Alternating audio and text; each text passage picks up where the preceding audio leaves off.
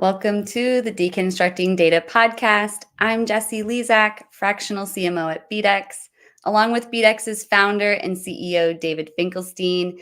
Good to see you, David. What's going on in your world? Good to see you, Jessie. It's been a busy day, and I've been in back-to-back calls today. Been on Zooms all day. But we have great returning guests, and one of the things I'm going to like about this episode is I get to sit back and just listen and learn, because our guest is more proficient in this topic than I am. So for me, it's going to be a learning experience, and I'm looking forward to that. Absolutely.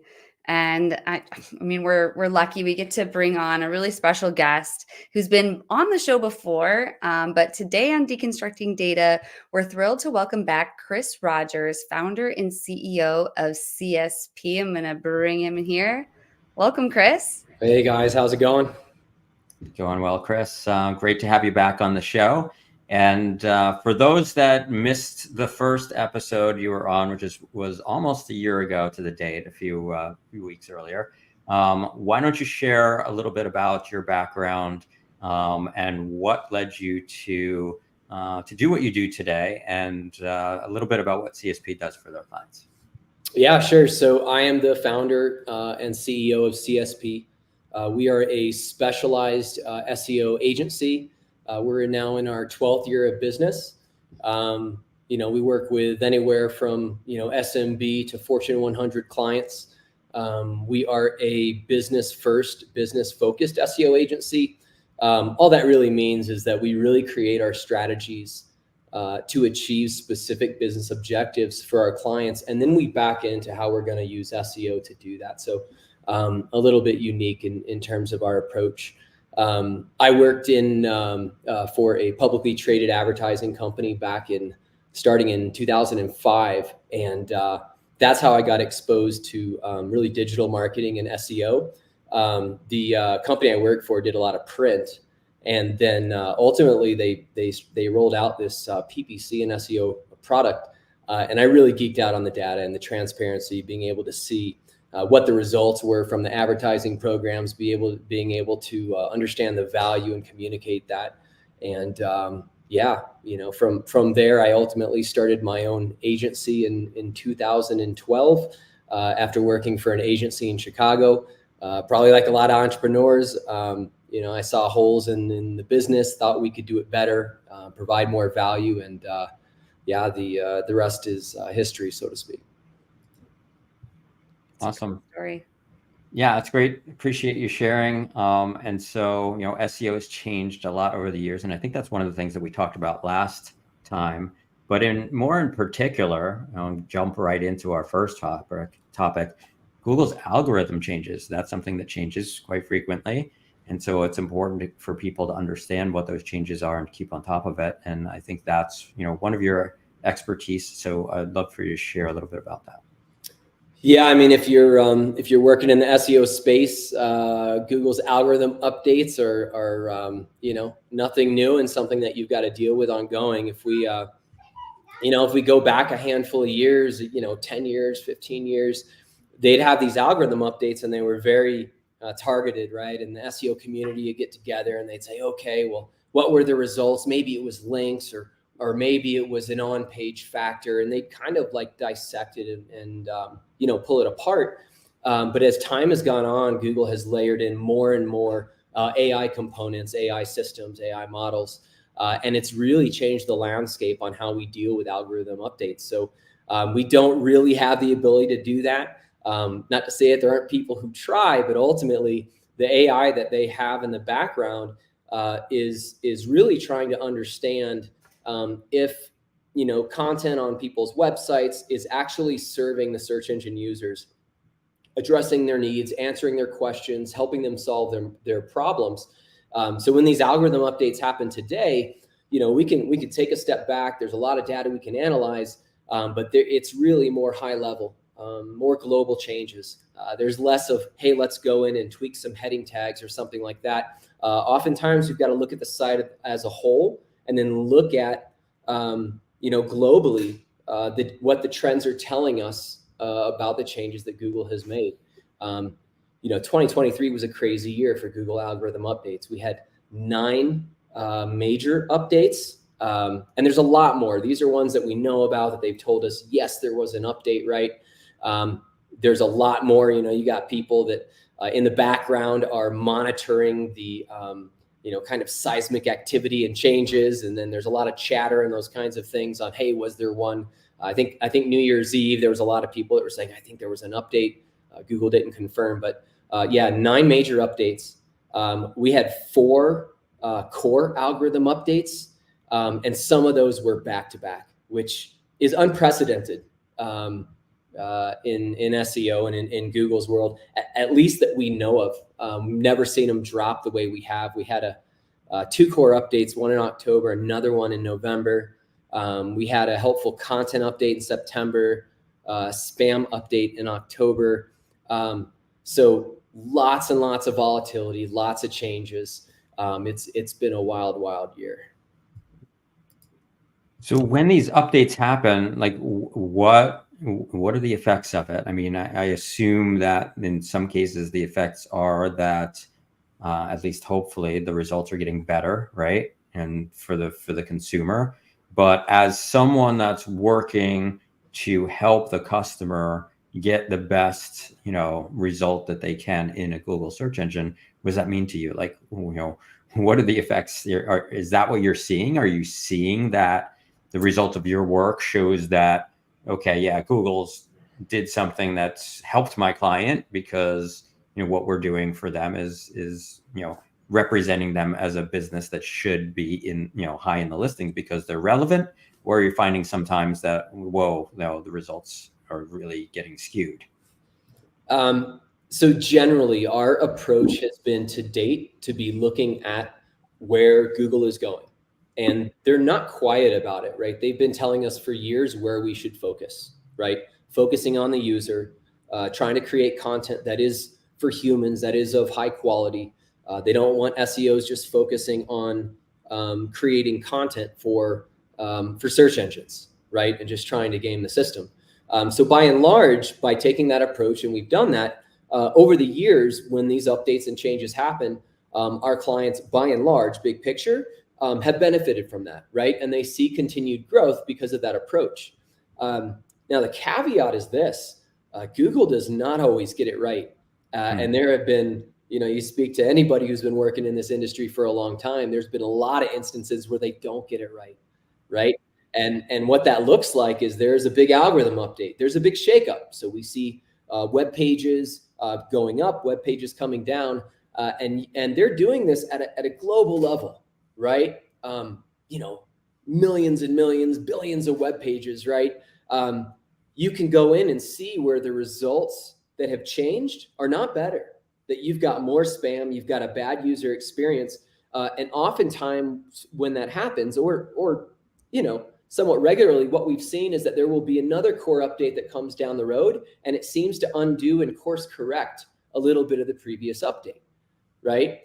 So there is this temptation, I think, for a lot of SEOs and organizations to chase the algorithm, right? Oh, well, this is the changes that Google made, so now we're going to go make these changes to be in line.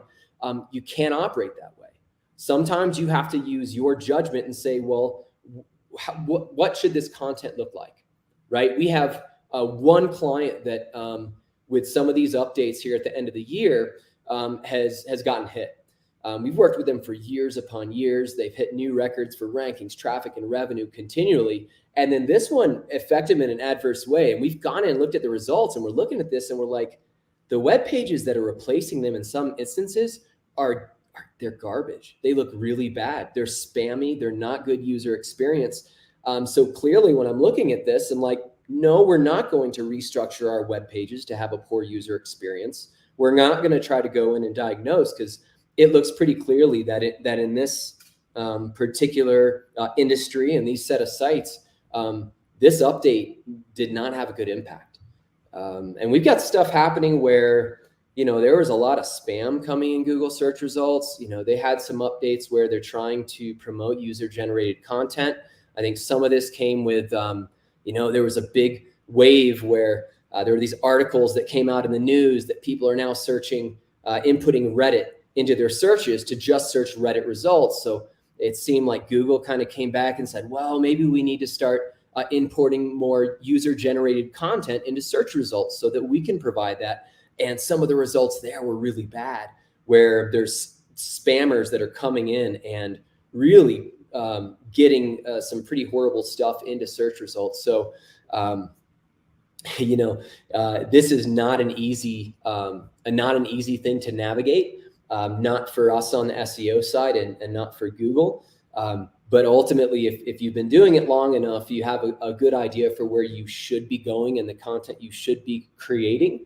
And I think you've got to have some faith that Google is going to figure that out, right? They either do, or if they don't, people will stop using Google, and they'll stop making revenue from ads. And, that's obviously problematic.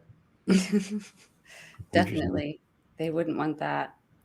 I mean, is there a concern that Google is sort of more concerned with the quality of the ad results versus the organic results?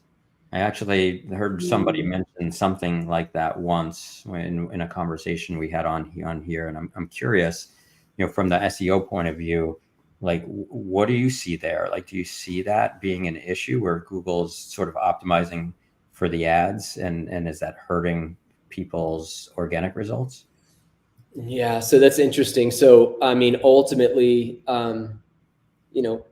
ad revenue is where they make their dollars, right? So the more people they can get into the paid ecosystem, the better. But those things are closely intertwined. The reason Google became the dominant search engine over Yahoo and AOL back in the day is because they had a better result, right? If you go back far enough, Yahoo was pay to play, right? You could just pay to basically be higher in search results for paid, right? And so because Google had those that better system, more people used Google, right? So they're balancing a line, because if they incorporate too many ads, which people know are ads by and large, and oftentimes trust less than they do organic, then they may see their traffic and their usage fall off, right? At the same time, the more they can get in their paid ecosystem, the better. So I think they're constantly testing. When you look at the search engine result pages layout, they're always testing different configurations.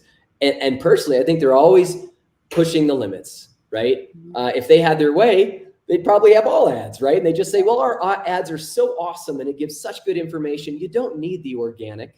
You just come in and go through an ad. You see the prevalence in YouTube and how much YouTube shows up, right?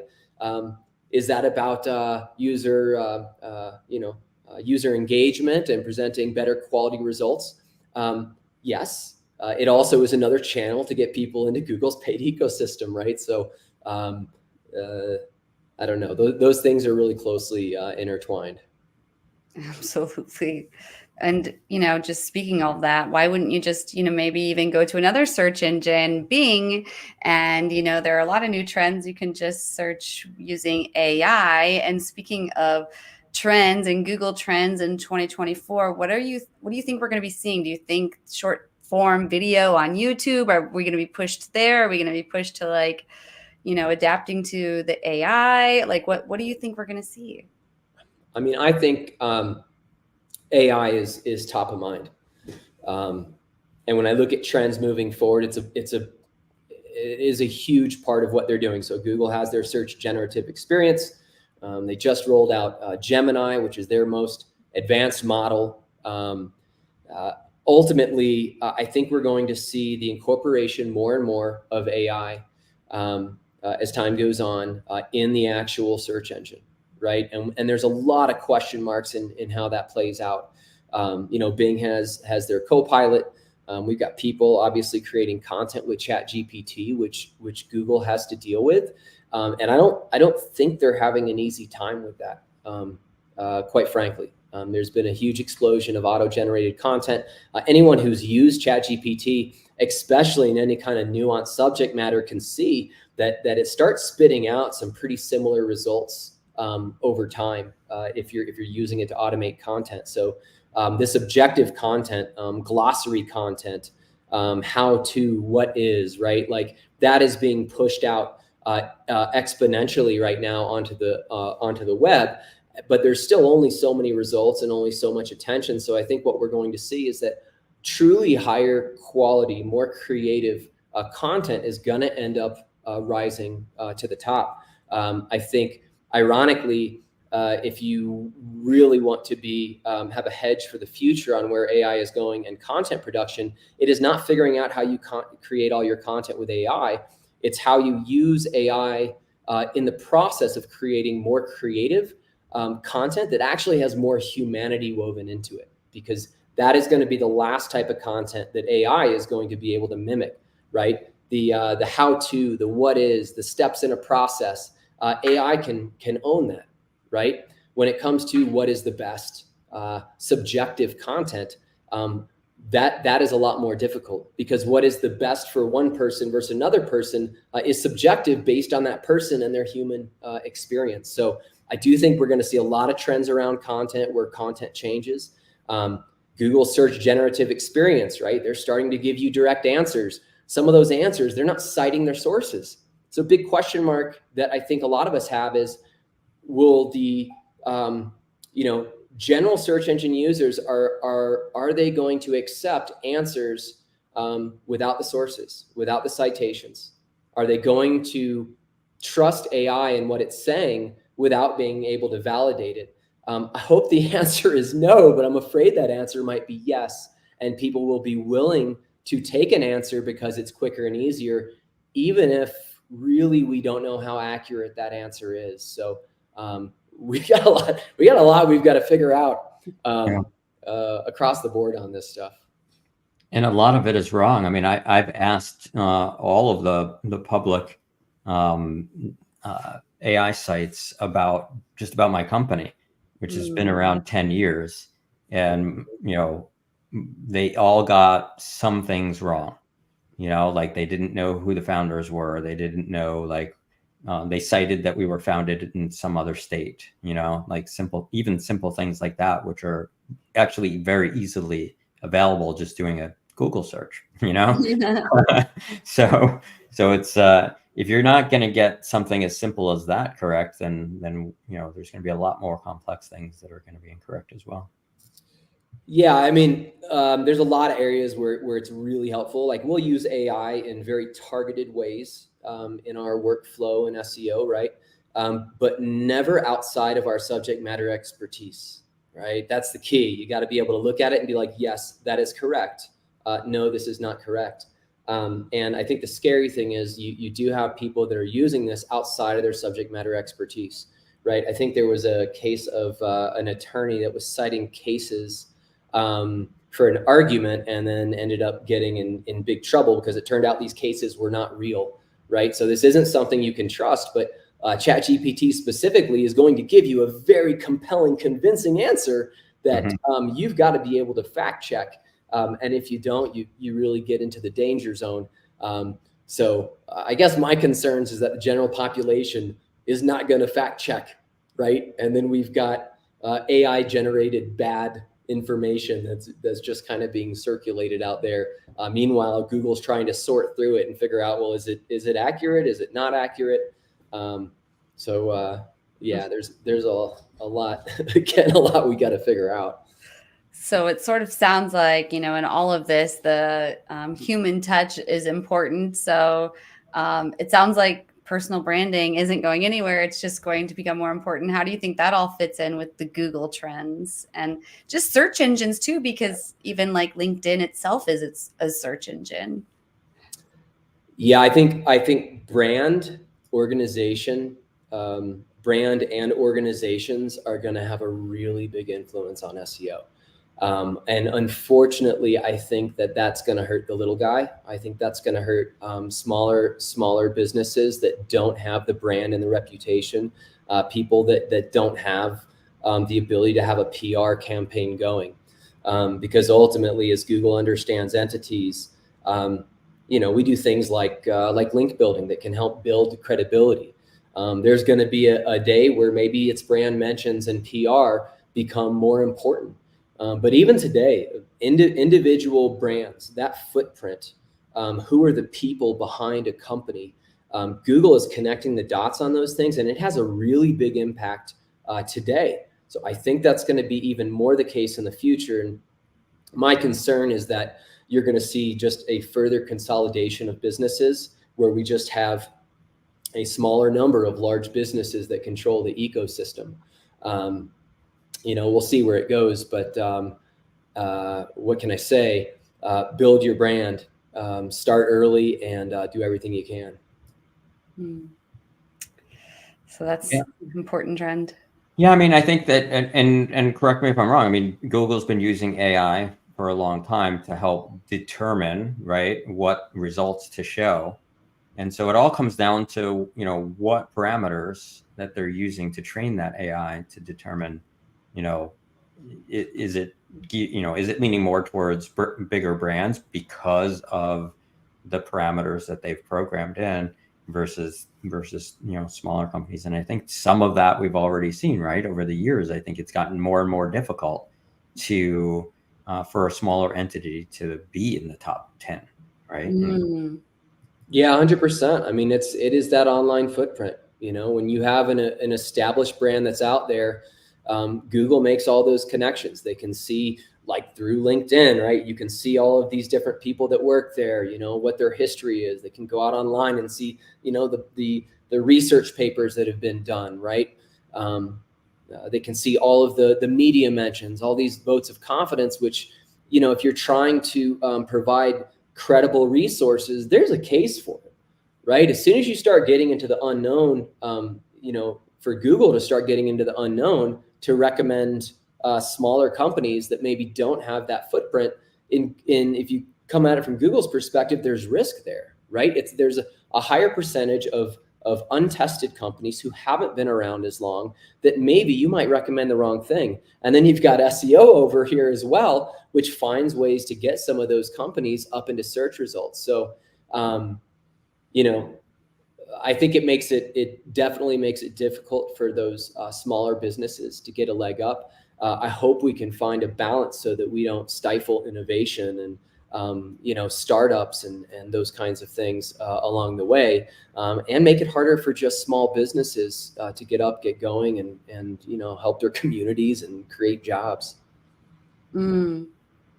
That's a good point. Well, I mean, some might even argue that a lot of those small businesses have just stopped trying to rank on Google, and instead they just go try to rank on TikTok or LinkedIn or these other channels.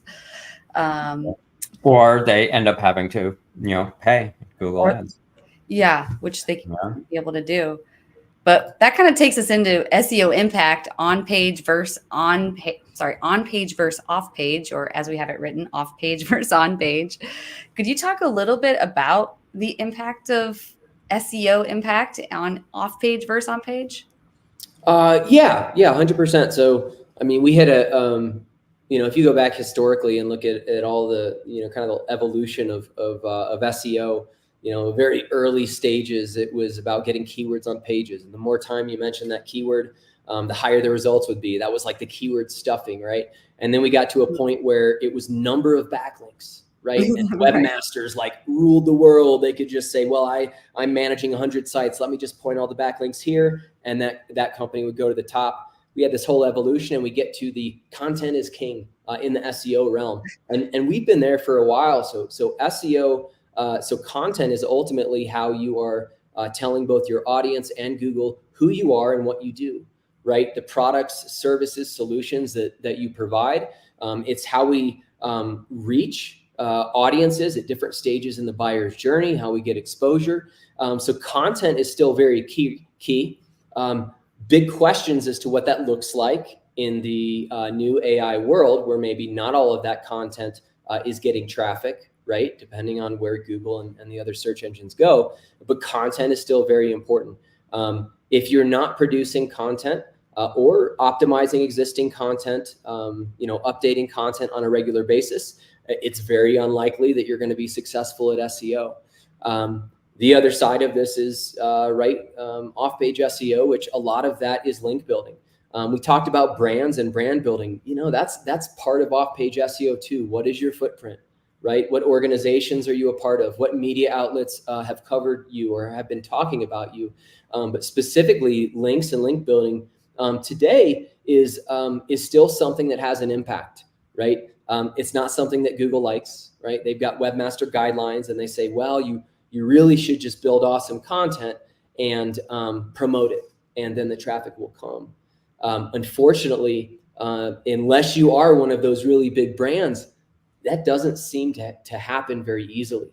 So still today, building credible, relevant, authoritative links, or earning links, as the terminology is coined, has an impact, right? It can have an impact on how quickly your content gets indexed, how quickly it gets validated in Google's eyes. So I don't want to say it's a necessary evil, but today those links are still very, very important in terms of performance. The one caveat I would say is, we talk about on page and off page. It's very tactical, right? What's more important is the overarching strategy that is directing what content is being created.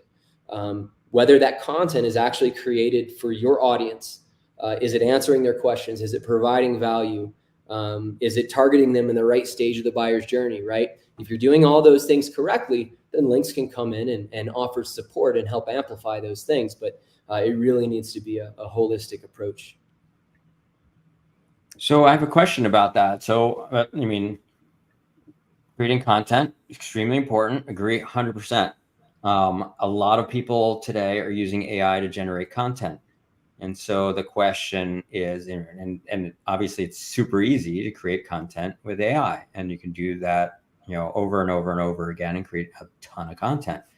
The question is, do you think that Google right now or in the future will be detecting, whether that's human written content or AI content, and putting some sort of different weight on it if it were human generated content, simply because AI content can be manipulated, right? I mean, I can write 100 articles in 3 minutes through AI.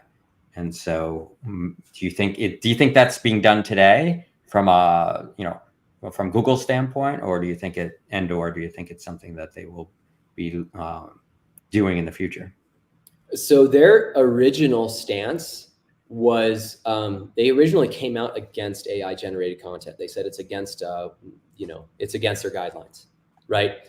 They changed position on that and ultimately said, actually, we don't care how it's generated. We just want to make sure it's generated for humans, and we're going to assess all of that content equally. We have a algorithm update called the Helpful Content Update, and it was really aimed at getting rid of SEO content that was just driven for search engines, and really wanted to promote content that was created for humans. Very positive concept. I don't know if that had necessarily the desired effect. I think they're still kind of grappling with it. Are they using that in their like algorithmic factors today? Are they trying to detect it? I personally think they are, or at least were, trying to detect it. They're probably still working on it. I don't know if they have the ability to do it effectively. I think it can be detected because we've got tools that we use to detect, was it AI generated content, right? We do that because we have real human writers, and we want to make sure that they're actually writing this stuff. Is that technology 100%? Absolutely not. And then there are all these other tools that will then spin and rework that content to make it seem like it wasn't created by AI. So I think Google is careful to not go down this road of like cat and mouse, where they're trying to at least publicly determine if it's AI content, because I think they're going to get in that. It's kind of like what happened with backlinks when they had the Penguin update and they were penalizing sites at large, right? But yes, I do think they're trying to detect it. I think it would be, I think if they can factor that into things, they would. But I also believe that they really just want the best content that's going to create the best experience. And that can be created with AI, just not automated with AI, right? It's using AI to create a better product, use it to bring in ideas, form new outlines, approach things in a different way, get new perspective, save some brain power along the way so that you can maximize the humanity and the creativity. I think is ultimately the direction there. I like how you're always bringing it back to humanity and being human. Yeah, I think we need to focus on the humans with where we're going, right? Because there's going to be a lot of things that AI does really well. I think we're going to have robotics and all types of things happening, but they are not going to be replace the pure humanity. People are always going to love stories and the human experience, right? And that's something that AI and robotics and all that will never be able to replace. So I think just from a marketing standpoint, that is a hedge against all of that, right? Let's lean on our strengths as humans and how we connect with other humans to help market businesses and help things happen. Absolutely. Yes, please. Yes. Well, I mean, I couldn't agree more on that. But is there anything else that you would like to share in terms of off page versus on page? I don't think so. I mean, look, our approach is very much on that human side, the marketing side of SEO. And I really think that in our industry as SEOs, that's where we need to focus, right? The businesses that are pure process driven, quite frankly, those are the first ones that are going to get automated, right? AI is good. You give AI a process, AI is going to execute it better than a human, right? So I think we need to focus on the marketing side of SEO and using SEO to achieve business goals, as opposed to, okay, here's our process. We do an audit. We're going to go through and do heading tags and keywords, right? If you lose sight of the client that you're serving and what they're actually trying to achieve, then the value you're going to deliver is ultimately going to be limited. And honestly, everyone, at least the leaders in our space, everyone's got great process. Everyone's got great tech. Everyone's using AI in some form or the other. It's really not an advantage. So, at least not in my opinion. So I think we need to focus on the human side of SEO too.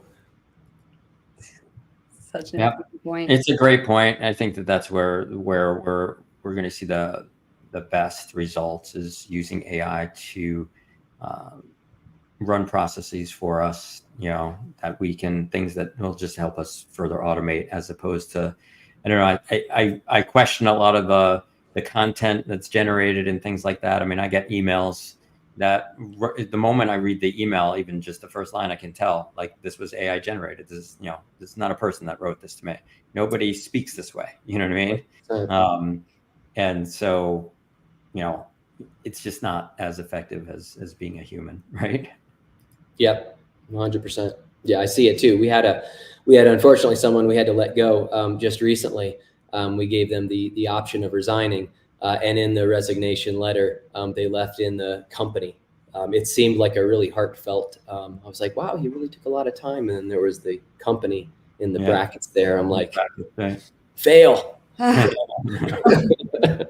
Missing merge field. Yes. Yeah, that's great. That is really interesting. But I couldn't agree with you more. And I love how you said, stories have been around since the beginning of time. We've got drawings on cave walls to prove it, right? It's just like, it's true. And vulnerabilities and actually being human and tying it back to a story. It's so powerful. So Chris, with all of that, what would be your favorite tools in your tech stack that help you become more human? Well, it's the humans. That's probably not part of the tech stack, but ultimately, like, for us, it's our team. Like, we've got some highly experienced people. We're a relatively small agency. We're like a team of, I've got 13 full-time employees. And in that group, it's like 100 years of SEO experience. So it really is one of the best assets, because they're using their minds to be creative and be human and bring something different at the table. But specifically on the tech stack, I mean, we use, probably a lot of the same tools that a lot of the SEO companies do. We use SEMrush. We use Lumar as one of our crawl tools. Screaming Frog is one that everyone uses. We've got some other lesser known tools that I'm not going to mention because I do think that there's some advantages because they don't get the, they don't have the same popularity. And we've got some proprietary stuff that we've been working on in-house as well. But like I said, I really think the amount of technology and tools that is out there in the SEO space is massive. And there is so many different ways to approach it. There's so many different ways to slice up that data. I do believe in using AI for process-driven things, right? That where you can increase efficiencies, and you have to do that, and we do that. So we'll use ChatGPT for very specific things, for things that save time, things that save brain power, for doing things at scale. We've created some tools with the ChatGPT OpenAI. So I think those are things that you have to be doing. But ultimately, to me, it's what are you using those tools for, and how are you using those tools? Because that really is going to be the difference. If you're using it just to automate the whole thing, I don't know, get in line, because there's going to be no shortage of people doing that. And it's going to be a commoditized version of SEO that has very little value. And by the way, people are going to do that in-house at that point. So why would they pay you as an agency or as an SEO provider? It's an interesting point. Well, thanks for sharing some of your tools. And I completely understand not wanting to share all of them. But in closing, Chris, would you like to tell the listeners how they could reach you after the show if they wanted to contact you? Yeah, sure. So our website is csp.agency. We were formerly Colorado SEO Pros, so you can also go to coloradoseopros.com. And my Twitter handle is SEO Dub. So you can follow me on Twitter, although I really don't post nearly as much as I could. But happy to see if we could help. Absolutely. I think there might be a couple people who are looking for SEO help after this. Everyone who's, knee deep in their AI, forgetting that they're humans. But, one thing, speaking of that, we do like to ask our guests when there is time, Chris, is if you could go back in time when you first started doing SEO, what is the number one piece of advice you would give yourself? Try fast, fail fast, and don't wait until you're ready to charge forward and grow. Those would probably be the biggest things. Just go for it and make things happen when you want to. If you wait around for the right time or for all the stars to align, it will probably never happen. Growth doesn't come without pain. So you've got to be willing to just go in and deal with what you need to, figure things out and put in the work to make it happen. I wish I'd done that a little sooner than I did. It's good advice. Fail fast. I agree. It's really good advice, is you have to be willing to fail. 100%. Mm-hmm. And going off of that, are there any lessons you've learned along the way from, past experiences or your current role that you think everyone should know? I don't know. Just I would say in general. I mean, this holds true definitely in business, but the experience that you have in life is not a result of all the things that are happening in your life, right? Like it's ultimately like what you're focusing on and what you're thinking about, right? So at any given time, you have a million things in front of you that you're thinking about and trying to figure out, right? Things that are happening that are good and bad. You have the option of choosing to focus on the things that are good, focusing on where you want to go and what you want to achieve, right? And making that a reality, the things that you're grateful for, right? Or you can focus on the problems and what's going wrong and where you've fallen behind. And no matter how far you go, that holds true. So choose to focus on the things that make you better, that make your world better, your life better, as opposed to focusing on the things that send you in the wrong direction. Absolutely. Awesome. Great advice. Thank you for sharing that. Absolutely. Yes. Thank you for sharing that. Good stuff. And so, audience members, we hope you enjoyed today's show. Chris, thank you again for coming on again. We'll have to put it on the roster to bring you back on every January to update us on, Google and search. Happy to come back. Lots of fun. Boy, that sounds good. Yes. And for anyone watching on video, I'm going to pull up a QR code here. And if you'd like to scan that QR code, that would be great. Or you can just simply head over to bedex.com and click the try for free button to try out OmniIQ. And OmniIQ is great because you can simply upload a CSV file of your first party customer data. And once you do that, you get your gender, birth year, and household income analytics on your customer data. No credit card required. Of course, you can upgrade to learn more, and you can also expand that audience if you wish. But we'd love to hear what you think if you try it out. Let us know. We'd also love to hear what you think of this show. If there's anyone you think you would like to see on as a guest, let us know. Please reach us at info@bedex.com and share your qualitative data with us so we can make this show better for you. Thank you all so much for being here. And thank you again, Chris, for joining us. Thanks for having me. Thanks, Chris. It's great having you.